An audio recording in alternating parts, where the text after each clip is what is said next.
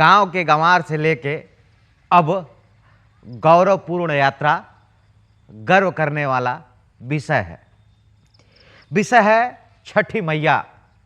आज का 20-25 साल पहले जब यूपी बिहार का आदमी दिल्ली, पंजाब, मुंबई, बेंगलोर, पूना, कहीं प्रदेश में जनबा नौकरी का छुट्टी लेता था तो कई साहब लोग बड़का बड़का शहर का कहते थे कि छठ तो गंवारों का त्यौहार है।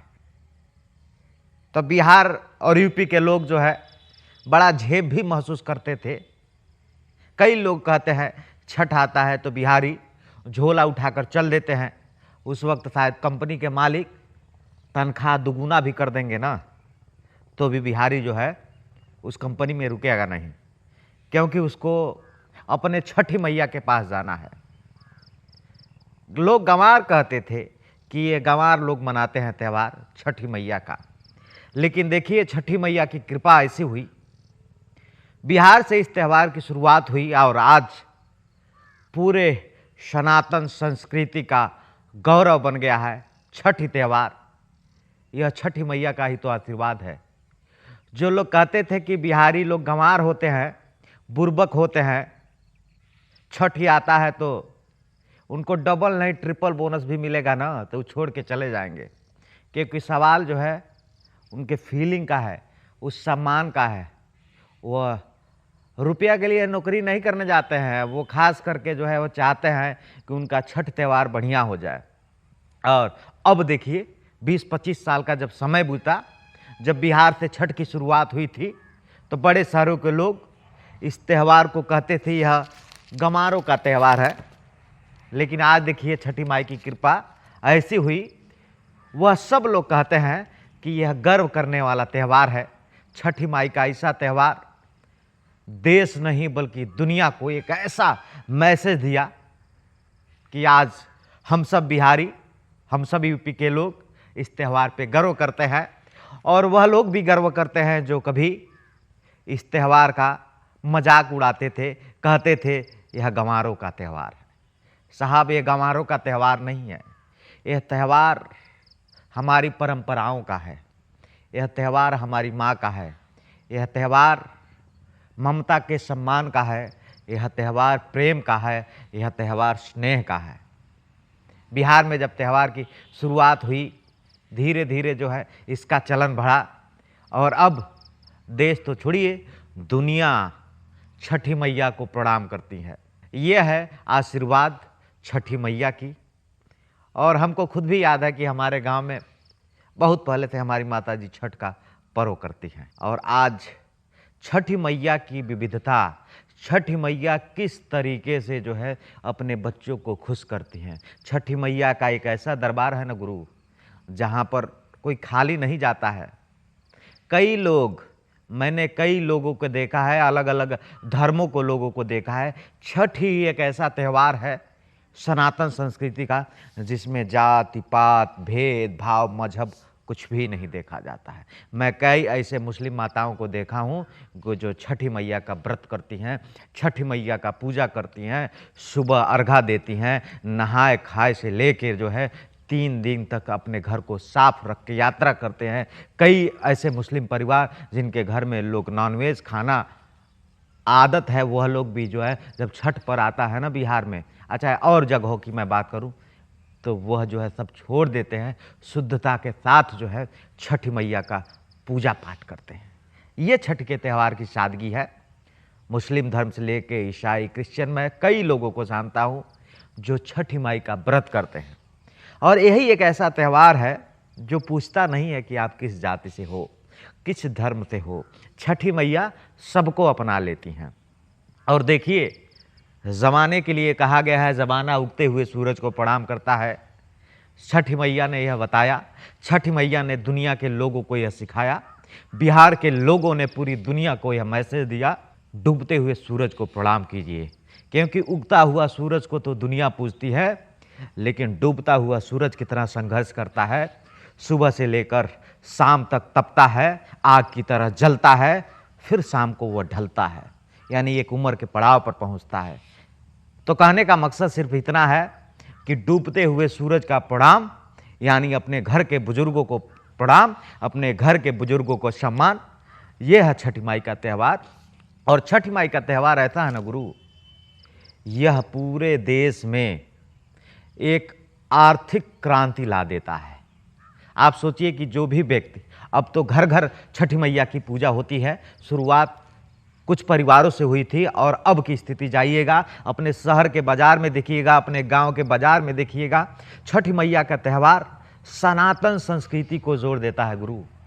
बासभोर समाज के लेकर, जिसको हम आम भाषा में डोम कहते हैं, उसके सुपुली के बिना जो है छठी मैया का पूजा नहीं होगा। कई लोग कहते हैं कि हिंदू धर्म सनातन धर्म भेदभाव करता है, मैं इस बात को नहीं मानता। जिसको समाज हे दृष्टि से देखता है, डोम, उसकी सबसे महत्वपूर्ण भूमिका रहती है इस छठी मैया के पूजा में। उसके बिना सुपुली के जो है अर्घ नहीं दिया जाता है। वह शुद्ध फल जिसे लगातार जो है सात्विक मन से रखा जाता है, पूजा पाठ करके साफ सफाई करके रखा जाता है, वो उसी सुपली में रखा जाता है। घर में जब कोसी भराता है ना, तो कोसी का जो दौरी होता है, मौनी बोला जाता है, उसको भी वो डोम समाज ही बनाता है और उसमें शुभ रहता है, इसीलिए उसमें रख के ऊपर से जो है चादर से ढक दिया जाता है। ये सनातन की खूबसूरती है। सनातन की संस्कृति को जो है एकदम अलग तरीके से प्रस्तुत करता है छठी माई का यह त्यौहार। और आपको मैं बोलूं कि आर्थिक रूप से भारत कितना मजबूत होता है इस त्यौहार से, आप यह समझिए। जब भी कोई माता बहन छठी का त्यौहार करती हैं तो बाजार से पहले साड़ी लाया जाता है, उस दुकान वाले का व्यापार बढ़ता है, एक एक साड़ी सब महिलाएं पहनती हैं, नई साड़ी पहनती हैं। और उसके बाद शुद्ध सामान, तेल, फ्रूट, सब्जी, एक एक चीज़, जेवर, आभूषण, गहने, सोनार से लेके रेडीमेड के दुकानदार तक, किराने के दुकानदार से लेके तेल पीसने वाले मशीन तक, और यहाँ तक कि भैया सभी वर्ग के लोगों को जो है यह जोड़ देता है। जब कोसी की भराई होती है तो इसमें हमारे शर्मा समाज यानी कि हजाम समाज का बड़ा योगदान होता है, उनकी भी ज़रूरत होती है। हाँ, हर वर्ग के लोगों को जोड़ देता है यह छठ का त्यौहार। यह त्यौहार नहीं, यह परंपराओं का मिलन है गुरु। मैं कहता हूँ छठ का त्यौहार नहीं, यह परंपराओं का मिलन है। और छठ मैया के दरबार से, छठ मैया के घाट से कोई खाली कहाँ जाता है। आप देखिए, जो सालों से जो पोखरा गांव का खंडहर में तब्दील होता है, उसकी सफैया हो जाती है। वहीं मिट्टी पर बैठ के हमारी माता बहनें छठी मैया की बेदी की पूजा करती हैं और उस बेदी पे एक साथ 7 से 8 महिलाएं पूजा करती हैं। इस गन्ने का भी उपयोग होता है, किसान का भी सम्मान बढ़ता है। और उसके बाद आप सोचिए, उसमें पूछा नहीं जाता है कि आप कौन जात बिरादर को हो। जिसको जहाँ मौका मिलता है वहीं छठी मैया को पूजा मान लेता है। कई शहर के लोग अपने छत पे ही घाट बना लेते हैं और छठी मैया की पूजा कर लेते हैं। तो छठी मैया किस तरीके से हर वर्ग के लोगों को जोड़ लेती हैं। कोसी भर आता है, कई लोग आते हैं, रिश्तेदार आते हैं, नात आते हैं, खाना होता है। यह त्यौहार मिलन का त्यौहार है। अब सोचिए, क्यों यूपी और बिहारी होने पर गर्व ना करें। जब 20-25 साल पहले छठ के त्यौहार के लिए यूपी बिहार के लोग गांव आते थे, ट्रेन में भीड़ हो जाता था, लटक के आते थे, कोई चढ़ के आता था, कोई एक के ऊपर बैठ के आता था। तो लोग कहते हैं देखो बैल बकरी की तरह जा रहे हैं। ये बिहारी लोग गंवार हैं, ये यूपी के लोग गंवार हैं। लेकिन वह लोग यह नहीं समझते हैं कि भैया ज़िंदगी में चाहे कुछ भी हो जाए, छठी तो गांव पे ही मनेगा। और छठी एक ऐसा त्यौहार है ना गुरु, अगर एक गांव के 10 लोग किसी कंपनी में काम करते हैं, 6 लोग चले गए तो 4 बेचैन होके आ जाते हैं। छठी मैया का आशीर्वाद है। और मैंने छठी मैया को इतना ही समझा है, छठी मैया सबके माई, माइयों के माई, बहनियों के माई, भाइयों के माई, बापू के माई, छठी माई। तो छठी महापर्व के आप सबको हार्दिक शुभकामनाएं। यह वीडियो आप सबको कैसा लगा कमेंट करके ज़रूर बताइएगा, और वीडियो कहाँ से देख रहे हैं यह भी ज़रूर बताइएगा। और जाते जाते मैं भोजपुरी की देवी शारदा सिन्हा जी को मैं अंतिम प्रणाम करूंगा, जिन्होंने छठ महापर्व को एक इतना बड़ा बल दिया। छठ गीत गाकर, संस्कारों के गीत गा के, जिनके बिना छठ अधूरा है, जिनके बिना शादी अधूरा है, जिनका बिना विवाह अधूरा है, अब शारदा सिन्हा जी स्वर कोकिला हम सबके बीच नहीं रही। मैं छठी मैया से ही विनती करूंगा, हे मैया हमारी शारदा मैया को अपने चरणों में स्थान दीजिए और इस छठ प्रेम स्नेह के त्यौहार को, यह परंपरा और आगे बढ़ता चला जाए।